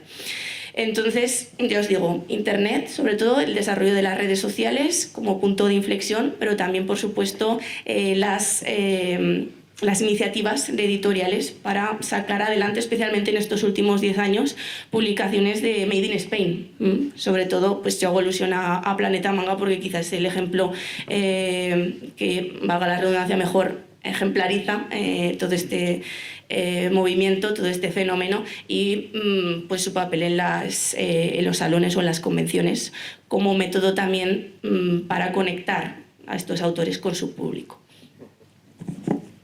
Muchas gracias. Pues, Alba, sobre el mercado catalán-español, el anime, también si nos quieres avanzar el hito en cuestión que tú consideres, adelante, sin problema. No, a ver, yo quería ir un poco en la línea de Víctor, porque creo que aquí hay la influencia que ha tenido el anime, ¿no? El manga en general, todos estos productos en Cataluña y España y en todo el mundo tiene también que ver con una estrategia política japonesa, ¿no? de soft power, de cómo Japón mismo ha creado un tipo de narrativa sobre lo que es japonés, ¿no? Y sobre lo que... Claro, aquí yo creo que esto es un tipo de estrategia política que tiene... O sea, que es muy importante a la hora de analizar de qué forma, ¿no? Ya sé que en cada comunidad, en cada país ha funcionado de distinto modo, pero sí que vas viendo, ¿no? Cuando empiezas a entrar, ¿no? a investigar cualquier producto cultural japonés, lo primero que te encuentras es esta este primer muro, que es un muro que en realidad es lo que paradójicamente es lo que hace que la gente se interesa por todos estos, o sea, es paradójico, pero es así, ¿no? Yo me he encontrado muchas veces, pues esto, no, Japón pues no pasó de lo tradicional a la posmodernidad, y dices, claro, te vas a, ¿no? Y luego te hablas con expertos y te dicen, no, pero esto o sea, sí que hay un proceso de modernización del Japón, ¿no? O la mente, ¿no? Te encuentras libros de la mente japonesa. Claro, o sea, es este tipo de, ¿no? de cosas que son las que venden, que son las que la gente conoce de Japón, que es lo que la gente se ha interesado, ¿no? de este país, que es lo que ha hecho que ¿no? Mucha gente intenta leer el manga para encontrar la esencia, ¿no? de lo japonés, y como ¿no? él decía lo de los historiadores que van a encontrar las esencias, pues ni te imaginas los filósofos. Somos aún peores. Claro, luego yo creo que aquí hay bueno, un tipo de esencialización de lo japonés que sirve justamente para vender. O sea, y ha servido para hacer que este tipo de, ¿no? Hay unas estrategias comerciales que vienen, bueno, de unas estrategias políticas, ¿no? Japón tuvo toda una fase de Nihon Jinron, ¿no? de crear una narrativa casi ficticia de lo que era la identidad japonesa, que al final dices, es que fue casi que se juntaron y dijeron, va, ¿cómo vamos a hacer creer al mundo que somos algo, ¿no? Una identidad, que somos algo? Claro, y a partir de aquí, pues todas estas, no sé si me estoy explicando, pero bueno, yo creo que tienen un papel, esto tiene un papel crucial, el tema de la globalización, el tema del soft power, estas estrategias políticas, digamos, japonesas, para que hicieran mella, ¿no? en la forma como, y esto es algo que a mí me gusta mucho subrayar, la manera afectiva, ¿no? con la que nos relacionamos con los productos, porque al final es esto, o sea, yo lo que he visto es que el mundo del manga, el anime y los videojuegos apela constantemente a estas emociones, ¿no? A estar enganchados, a gustarnos este personaje, a llorar con esto, etcétera, etcétera, etcétera. Muchas gracias a los tres. Yo creo que tal vez igual era muy, ¿cómo decirlo?, capcioso haceros esta pregunta de que hay cosa particular, ¿no? Estando en Barcelona, ¿no? Tal vez deberíamos rendirnos la evidencia, y un evento como Manga Barcelona, ¿no? El Salón del Manga ha sido, sin duda, tal vez uno de los eventos más vertebradores, ¿no? De esa recepción en nuestro territorio, pues de todo un poco, ¿no? O sea, hablamos de afectivo, un evento más afectivo, ¿no? Que ese, ¿no? Donde se congrega gente que hace otras prácticas que no hemos tratado en este volumen en concreto, pero que investigadores españoles también están, y de nuestro territorio están desarrollando sobre cosplay, ¿no? O toda la actividad en comunidades, por supuesto, ¿no? Entonces, eso no está presente en el libro ni en esta mesa, pero también un reconocimiento a ello. Vale, vamos con una última y ya abrimos, ¿vale?, ronda de preguntas entre vosotras y vosotros, que seguro que tenéis, porque hay que ser honestos, este libro publicado en 2021, han pasado 2 años, ¿no? Entonces ya le dije a mis compañeros de mesa que les iba a plantear, oye, siendo honestos, vamos a darle a esta gente que ha venido un extra, ¿no? ¿Ha cambiado algo, ¿no? Un update, una actualización. ¿Ha cambiado algo en estos últimos 2 años? ¿Cambiaríais algo? ¿Añadiríais alguna cosita a vuestra intervención sobre videojuegos, manga y anime? Víctor. Yo en realidad quiero creer que el capítulo no. Antes decía que era un arranque, que era modesto como arranque, pero también no, es una cuestión de narcisismo. O sea, como arranque funciona. O sea, lo quiero dimensionar para que veáis también lo que significa ser riguroso con el pensamiento, ¿no? Revisamos muchísimo a nosotros mismos entre nosotros, y yo soy el peor enemigo de mis textos, aunque eso es una frase tópica 060, ¿no? Yo no dejo salir un texto hasta que no veo que puede pasar, que puede ser útil a alguien. Básicamente para mí es la utilidad. Creo que el texto es útil, creo que el texto abre esa vía de manera útil. Ahora, es verdad que, por ejemplo, Susana Tosca está en Kioto, la he dejado en Kioto, porque estábamos juntos de estancia, y ella se ha quedado, yo no. Ay, me sigue enviando fotos. No veáis cómo me tortura. Y está con un proyecto chulísimo sobre imaginarios, en concreto de Kioto. no solo de Japón, sino de Kioto, ¿no? Y cómo la cultura popular genera imaginarios que atraen el turismo y que generan esta sensación, como os decía, de la visita fantasma, ¿no? Entonces, para mí lo que ha ampliado es que yo ahora citaría mejores investigaciones.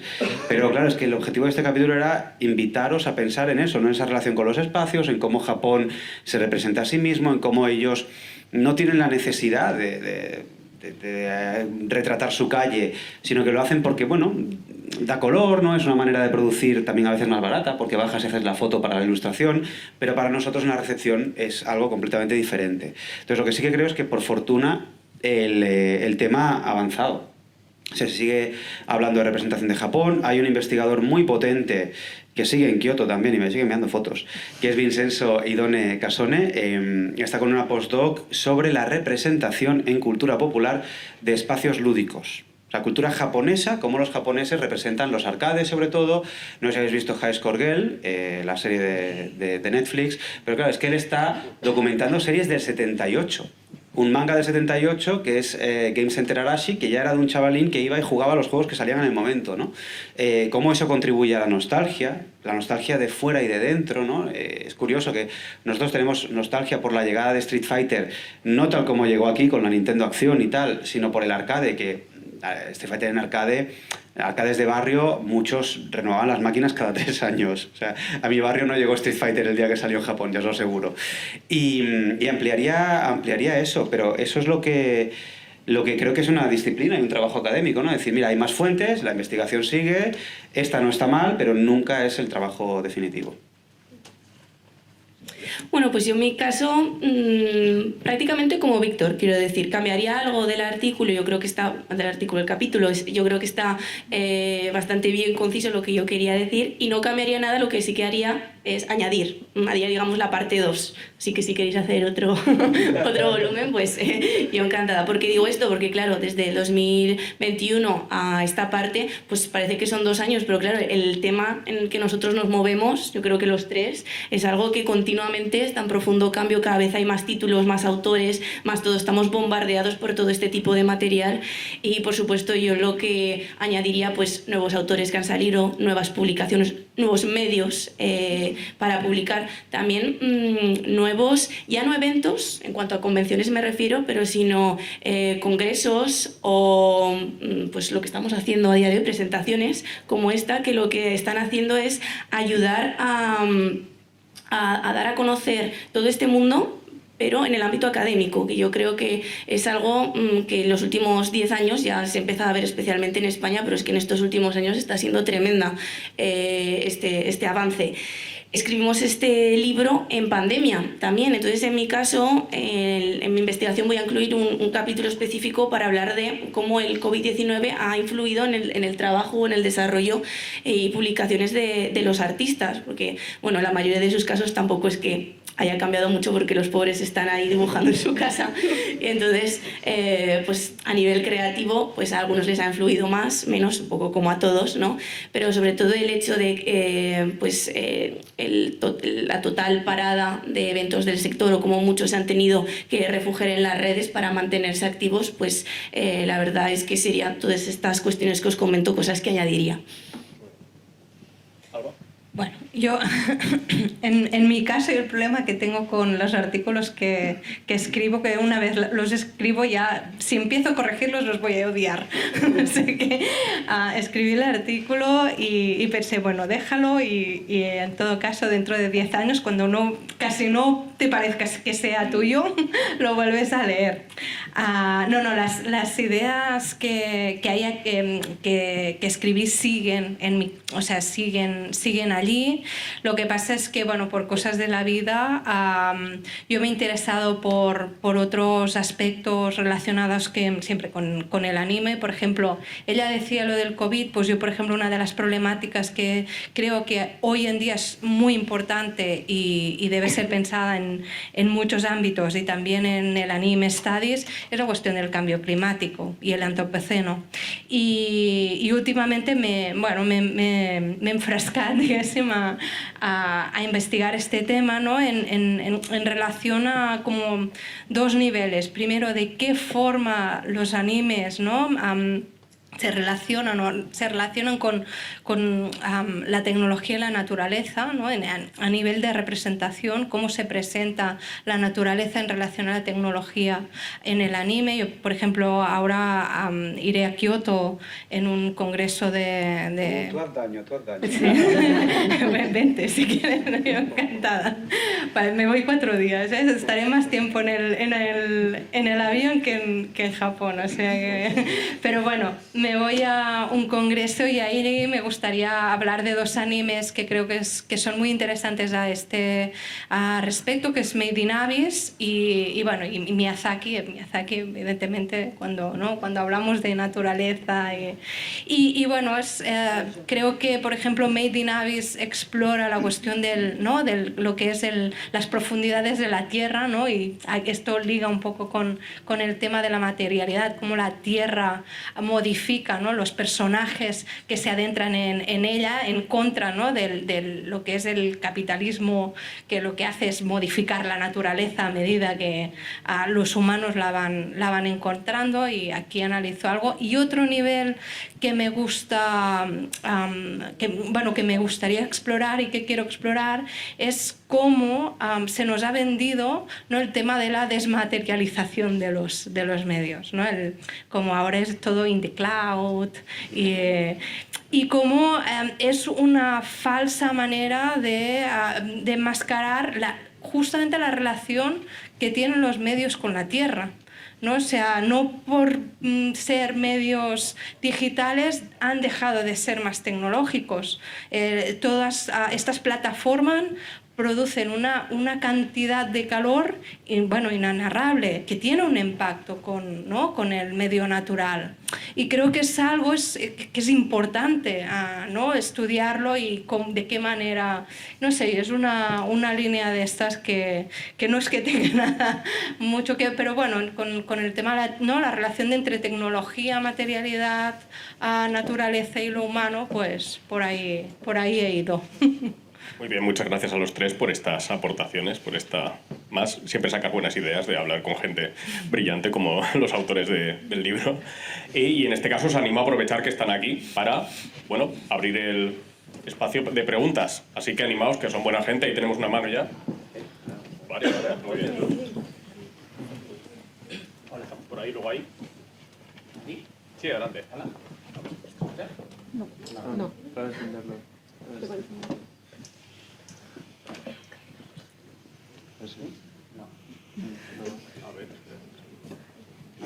Me ha gustado mucho, ¿eh? Hola. No. Quizás sea cosa del volumen. ¿Tiene algún tipo de velocidad de volumen? La materialidad de la... Vamos adelante, sí. A voz alta, vale. Yo tenía un par de cuestiones. La primera es más general, la otra es más específica, que también por la específica. Julia ha hablado antes de cómo... Hola, ahora sí. Vale. Has hablado antes de cómo el manga ha influenciado a los creadores españoles. Yo quería llevarlo a los otros 2 medios. Quizá en la animación aquí en España no ha habido tantos casos, pero sí en el caso del videojuego pienso, por ejemplo, a Aragami, los Narita Boys. No ha habido mucha influencia japonista en el desarrollo español de videojuegos, y un poco cuál es tu visión respecto a esta influencia y si ha tenido mucho o poco calado. Y luego, más general, hemos hablado mucho sobre estos 3 pilares, el manga, el anime y el videojuego, como como el tridente cultural que Japón ha ensartado en España, pero me pregunto si otros formatos culturales, véase la literatura, la música, si estos otros formatos también han tenido ese calado en el país, o si tienen el potencial de llegar a tenerlo. Sí, vamos, muy rápido, porque lo del videojuego nos podemos alargar mucho, ya sabéis que además nos enrollamos nosotros. Es que la estética del videojuego, o sea, la parte visual, por estética nos referimos a la parte visual, ¿no? Es tan dominante el videojuego japonés que se neutraliza, se convierte en el estándar. Solo nos damos cuenta del referente visual japonés cuando aparece un Sumie, Okami, cuando aparece una estética que identificamos con japonesidad, ¿no? Pero al final... es un medio híbrido loquísimo. A mí me parece fascinante porque venimos del congreso de Digra España 23, donde se ha hablado mucho de Blasphemous, y al final fuimos dos, tres, Luis Añó, Marsal y yo, que decíamos, sí, Blasphemous es muy español, Semana Santa, lo que quieras, pero eso ha caído sobre un modelo que es Dark Souls y Castlevania, que son dos juegos japoneses que vienen del barroco europeo. O sea, es que la parte visual, audiovisual del videojuego japonés está tan esparcida por el medio que ahora mismo, a no ser que tengas una estética muy americana, de estos hombres lavadora que van muy fuertes con escopetas y tal, todo lo demás es japonés. Es tremendo, ¿eh? O sea, hay una estética, todo lo demás, exagero mucho, ¿no? La línea francesa sí ha salido Goblins 5, es muy de cómic francés, hay muchas cosas muy identificables fuera, ¿no?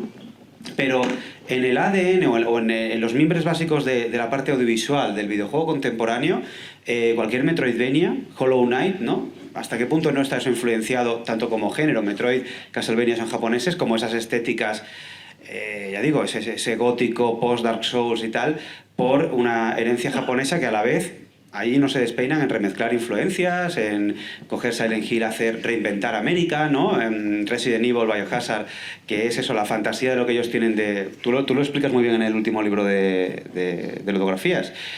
Gótico sureño americano, pero filtrado por un japonés. Entonces, es que la influencia japonesa no es tan fácil como lo del mangañol, porque está en todas partes. Y la otra pregunta era, perdona... ¿Cómo otros medios? Ahí, si quieres, te iba a remitir amablemente a la web del Grupo de Recerca Gregal, porque ahí tenemos a compañeras que están trabajando, por ejemplo, hablando con ellas en estas reuniones comentando. Creo recordar que en cuanto a novela surcoreana, por ejemplo, ¿no? Hablando de otras manifestaciones, creo recordar que nos decían que se habían editado más novelas, se habían traducido más al español en estos 23 años del siglo XXI que en todo el siglo XX pasado, ¿no? Entonces, también por hacer partícipe y visible esa parte del Grupo de Recerca que se centra también en todo el tema surcoreano, que evidentemente no sé si somos expertos, yo desde luego aquí no, pero te remito si quieres a ese contenido porque ahí están efectivamente, y otras manifestaciones como la enseñanza de lenguas, gastronomía y diplomacia cultural que otros compañeros trabajan. Y encantados de recibir correos los compañeros si te interesa. Teníamos otra pregunta por ahí. El micro se puede circular y luego a ti. ¿Qué tenía que hacer? Bueno, tiene el micro ahí y luego a ti, ¿vale? Adelante. ¿Se me oye? Sí. Bueno, en primer lugar, daros las gracias porque me ha parecido todo lo que habéis comentado súper interesante, especialmente lo último que has comentado tú sobre la naturaleza, y me parece fascinante, o sea que intentaré estar a la que cae. Y bueno, yo, que soy traductora, siempre tiro para el tema de idiomas. Quería preguntaros si, bueno, en las tres vertientes, ¿no? Anime, manga y videojuegos, si os parece que el tema de las traducciones, o más bien las adaptaciones, o sea, sí son traducciones, ¿no? Localización, en el caso de videojuegos y anime. Si os parece que podrían potenciar o perjudicar, entre comillas, a la hora de transmitir o de perpetuar esa japonesidad, o si quizá pensáis que es mejor, entre comillas también, porque mejor para cada persona es diferente, adaptarlo, digamos, a la cultura meta, que en este caso sería la española, si pensáis que puede perjudicar o ser positivo, si pensáis que los clichés que recibimos de Japón y esa japonesidad se vería afectada o no por el tema idiomático. Si quieres, empiezo yo y luego le dais. Lo digo porque precisamente tú lo sabrás de sobra, si eres traductora, siempre que se hace una traducción, por muy parecido que sea el idioma original, siempre se pierde algo, ya no solo por tema de lenguaje, sino también por tema cultural. Entonces, con obras que vienen de un país tan lejano, pues yo creo que tan diferente, es obvio que se pierde. Entonces, siempre pues la labor de un buen editor o de un buen traductor pues ayuda a que todo esto no se haga. El cómo quizás sería el kit de la cuestión. En mi caso, claro, yo estudio obras que se han producido aquí de autores que hablan español y por lo tanto se publica en español. Pero claro, la influencia que ellos han tenido del manga y por tanto del idioma japonés también es muy evidente. Por ejemplo, si habéis leído un manga, veréis que por ejemplo las onomatopeyas muchas veces ya ni se traducen, porque el trazado, cómo el katakana está puesto en las viñetas, pues ya forma parte de lo estético del dibujo, aporta muchísimo al contenido de lo que se está mostrando. Y eso en el caso de algunos, ya digo no todos, pero en algunos de los autores de aquí españoles o de otras nacionalidades, pues se ve muy influido por eso, porque tenemos aquí autores que directamente escriben en hiragana o en katakana, es decir, en japonés, o incluyen muchos kanjis, para hacer referencia a sonidos, sobre todo el ejemplo más claro, ya os digo, son las onomatopeyas, pero también para hacer alusión al lenguaje por el que se han visto influenciados.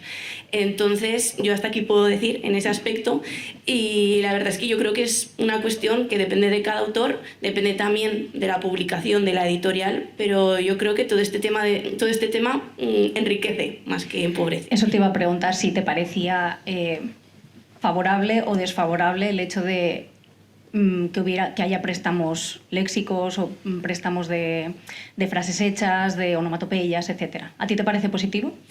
Sí, a ver, cogido con pinzas en el sentido de que obviamente tienes que llevarlo a cabo de una manera adecuada, por supuesto. Si está bien llevado, a mí me encanta. No sé si ahora quieren algo decir, pero a un apunte rápido sobre la cuestión histórica. Yo he hablado antes de Ryuga Gotoku. Al principio los Ryuga Gotoku era una apuesta muy valiente traerlos, y se traducían para que un público occidental los comprara. Y luego se dieron cuenta de que el público quería la japonesidad, entendida como quería marcadores japoneses, ¿no? Y ya se soltaron el pelo, dejaron de quitar contenido y empezaron a traducir de manera más fiel. Pero al final hay que ser realistas, y hay una cuestión que es que sin traducción nada de esto estaría aquí. ¿Cuántos de nosotros hablamos un japonés fluido para leer el libro de la almohada en su versión original, ¿no? Yo siempre recuerdo aquel chiste de filosofía de los alemanes que aprendían inglés para poder leer a Kant entendiéndolo, ¿no? Es decir, voy a leer la traducción que lo entenderé mejor. Entonces, la traducción, nos guste o no, es parte del intercambio cultural y es necesaria. En el caso del videojuego, ha sido la base de la expansión de la industria, porque aquí llega el videojuego en inglés y no nos llegaba la visual novel, porque por una cuestión técnica no cabían los caracteres, no se puede traducir, pero por una cuestión cultural, como el videojuego no se traducía, tampoco había riesgo por traer la visual novel. Entonces la traducción es imprescindible. O sea, traducción sí, traducción no es un debate, porque está ahí. ¿Fidelidad de la traducción más o menos? Bueno, pues... En cuanto a los clichés me refería. Sí, es que depende al final un poco del público. A mí en particular... me molesta un poco los libros que tienen constantemente notas al pie, ¿no? Esto es que en Japón esto es un kotatsu que es tal, ¿no? Pero entiendo que hace falta, entonces nunca va a haber un equilibrio claro. Y en el videojuego tienes un poquito más de flexibilidad, porque puedes añadir a lo mejor cosas nuevas, ¿no? Puedes darle alguna vuelta más, puedes tener un glosario. Es un poco más flexible que un libro o una película que tiene un ritmo marcado y no puede haber una nota al pie de la película. Ahora, de ahí a llegar, por ejemplo, a los fandubs estos que llenaban toda la pantalla con nota y nota sobre nota y tal, hay que tener un equilibrio. Entonces, tenéis un equilibrio dificilísimo entre manos. En el caso de los subtítulos para series y películas, los fandubs evidentemente no siguen las normas que a nosotros como traductores se nos enseña a la hora de subtitular. Exacto. Pero es eso, mi percepción al menos, que intento tirar para la localización, traducción de videojuegos, es que pues, se puede enriquecer mucho el lore del juego, ¿no? Del videojuego, pero no sé hasta qué punto, yo qué sé, imagínate que hay una canción, sale una canción en el videojuego muy conocida en Japón y aquí la adaptan como si fuera la Macarena. ¿Hasta qué punto choca, hasta qué punto no choca, hasta qué punto es natural o no es natural para el jugador, que sabe que está jugando un juego japonés, pero le suena la Macarena de golpe? Ahí hilando muy fino, como decíamos, ¿no? Para saber vuestra opinión. Un último apunte, solo en relación, ya pasamos a la pregunta que está compañero esperando hace tiempo. Hay un excelente capítulo del libro de Daniel Ferrera que está centrado precisamente en cómo las versiones que se emitieron en español de Sailor Moon o de Ranma omitieron algunos pasajes clave donde se presentaban personajes con identidades sexuales pues no heteronormativas, ¿no? Entonces es muy interesante ese capítulo, también su tesis. Daniel Ferrera de la Universidad de Carlos III de Madrid hace un gran trabajo sobre eso. Así que vamos ya. Sí, yo quería hacer una reflexión a Víctor, porque antes esta era una pullita no muy velada a los americanos, sobre todo a la industria, que han sido un poco agresivos quizá con la industria japonesa. Pero, ¿qué opinas sobre el hecho de que realmente si tú vas a mirar las estadísticas de venta, por ejemplo, de videojuegos en Japón, los japoneses básicamente compran japonés? Y lo poco que compran que parece americano, pues me ha venido al pie. Es un Dark Souls, que al final es japonés. El manga incluso es Attack on Titans, que es europeo, pero es japonés. me da la sensación de que si los americanos hicieran lo mismo, las críticas serían furibundas, pero me parece que tienen actitudes bastante ultranacionalistas con su propio producto. Xbox no vende una Xbox en Japón ni que la regalen. Entonces, cosas como esta, pues, ¿qué reflexión hacéis? Pues que yo no creo que haya una conciencia de consumo nacional por ser nacional, que es una cosa que pasa a veces, no nos engañemos, a veces que es Corea de repente es mala, nadie va a ver una película coreana, o Corea es lo mejor, ¿no?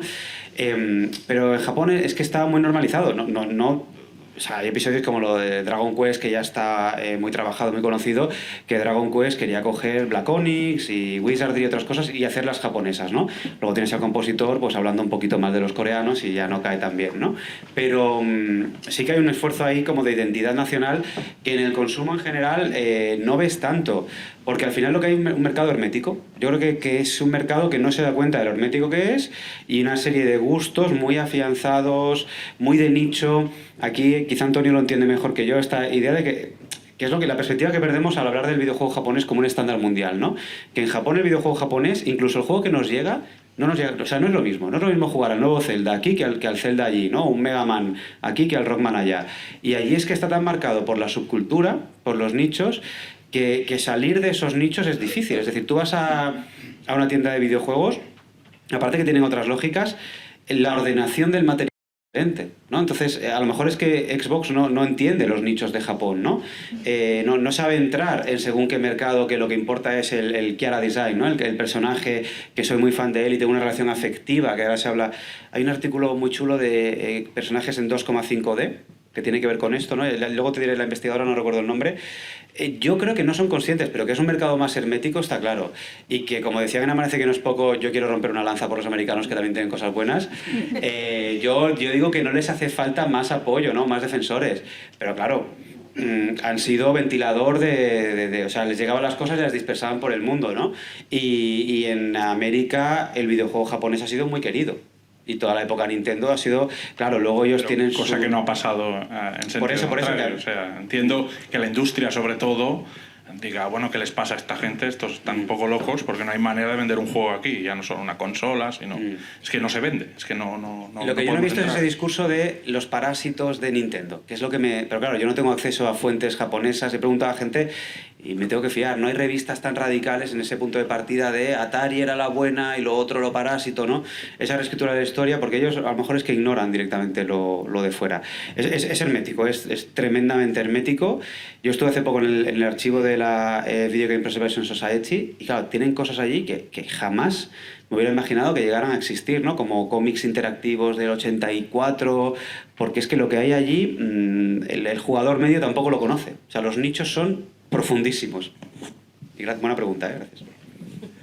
Vale, pues creo, Yasmín, corrígeme si me equivoco, ¿da tiempo a una última preguntilla más? Muy bien, pues si alguien se anima. Aquí, por favor. Aquí en la esquina.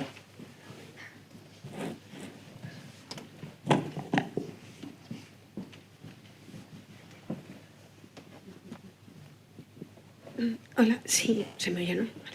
A mí me gustaría preguntar, claro, hemos hablado mucho de cómo la cultura japonesa influye en Europa, en España principalmente, y cómo influye España a la cultura japonesa. Quiero decir, ¿hay algún tipo de influencia? Porque yo sí que he visto influencia clásica, ese es mi campo, ¿no? Entonces sí que hay muchos, desde animes hasta videojuegos y también manga, que reflejan a los dioses griegos, a todo lo que es la mitología, pero incluso el de Terma Romae, que es buenísimo, está muy bien. Cuando ellos piensan en Europa, cuando ellos piensan en la cultura clásica, ¿piensan en la cultura clásica europea o piensan en la cultura clásica a través del filtro de los americanos? Yo, de hecho, una cosa que sí sé es, por ejemplo, en el caso de los boys love, que es un género japonés que plantea relaciones homoeróticas, son historias manga que plantean historias homoeróticas entre hombres. Sus inicios los escenarios y los personajes están muy influidos por todo lo que es el paisaje europeo. O sea que en este caso concreto, que es un género muy particular, se basan, por ejemplo, los primeros boys love se basaban en germanjés, o sea, venían directamente influidos de historias de germanjés, historias de vampiros que eran historias europeas, o sea que sí que hay una influencia.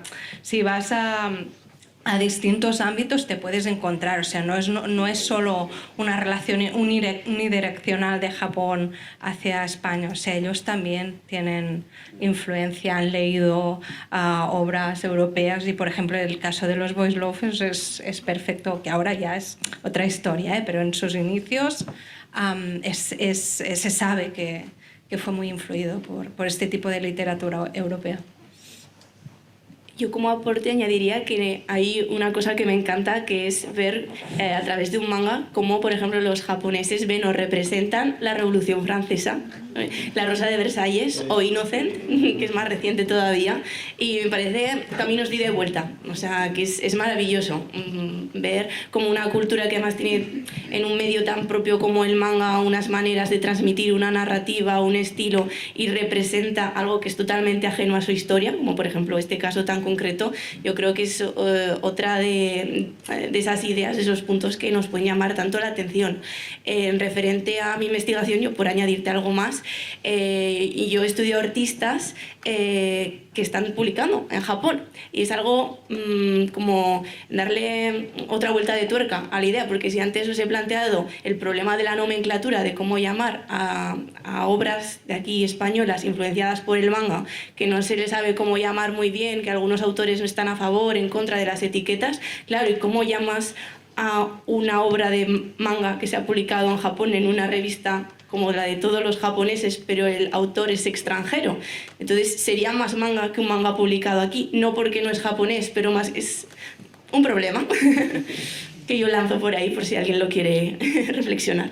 Yo quiero aprovechar la pregunta, si es la última, para acabar celebrando, por favor, los viajes de ida y vuelta, los intercambios y la ruptura total de las esencias, porque aquí estamos hablando de cultura japonesa durante hora y media porque nos encanta, pero eso, ninguno es japonés de origen, creo. Entonces, está muy bien. En esta época en la que se nos quiere reducir la identidad a una única dimensión, y perdonad que me ponga así como muy... la Revolución Francesa, ¿no? La toma de la Bastilla. Recordemos que las culturas florecen en intercambio, y evidentemente hay muchísimo personaje español en videojuegos japoneses, sobre todo de lucha. El fascinante Cervantes de León en Soul Calibur, más allá de Vega, Balrog en Street Fighter, pero en Dead or Alive hay una boxeadora española, Eric Ricardo en Castlevania. A mí lo que me fascina, por moverme un poco con esta idea de los espacios, ¿no? De los mundos, son los mundos los mundos lúdicos de los parques de atracciones.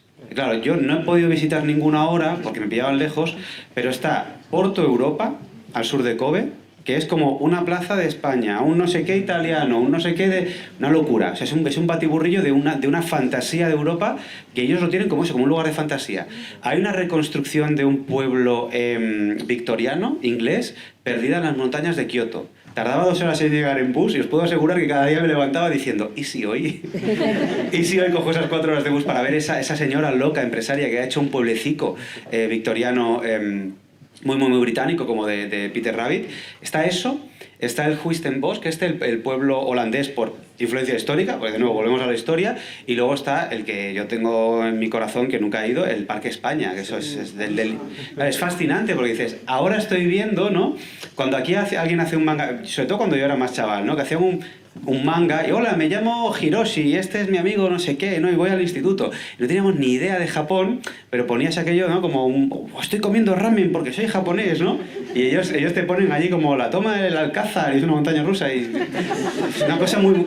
palabras mezcladas que no tienen nada que ver, y a mí eso me enternece. Es que mola un montón que haya ese intercambio, porque no veo una mala intención, no veo una apropiación de nada, veo que hay una relación de fascinación mutua, ¿no? de ida y vuelta, y los parques de atracciones, hay una investigación pendiente.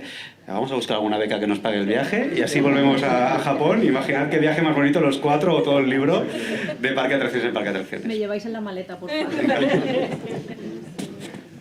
Pues ahora sí que creo que tenemos que cerrar el evento por hora, aunque podemos disfrutar de las vistas mientras vamos bajando. Muchas gracias a todas y a todos por asistir. Muchas gracias, Víctor, Julia, Alba, por estar con nosotros. Gracias de nuevo a Casa Asia y a Blay, que pide la palabra. Sí, perdonadme solo un momento, agradeceros a todos y todas y a todos vosotros también las intervenciones y simplemente comentaros que este volumen es el volumen 13, de hecho estaba un poco asustado cuando lo sacamos adelante, aunque en Japón es el 4, el número de la mala suerte, pero bueno, nos tocó durante la pandemia y era final y es por eso que todavía no se había podido presentar y ha sido una ocasión felicísima teneros a todos vosotros y vosotras aquí para poder presentarlo. Así que agradeceros simplemente esto y agradecer a Editorial Bellaterra también el apoyo en esta colección, la Biblioteca de Estudios Japoneses, que publica la Universidad Autónoma de Barcelona desde el CERAO, el Centro de Estudios e Investigación de Asia Oriental, y este es el segundo volumen que sacamos sobre cultura popular japonesa, concretamente sobre cultura visual,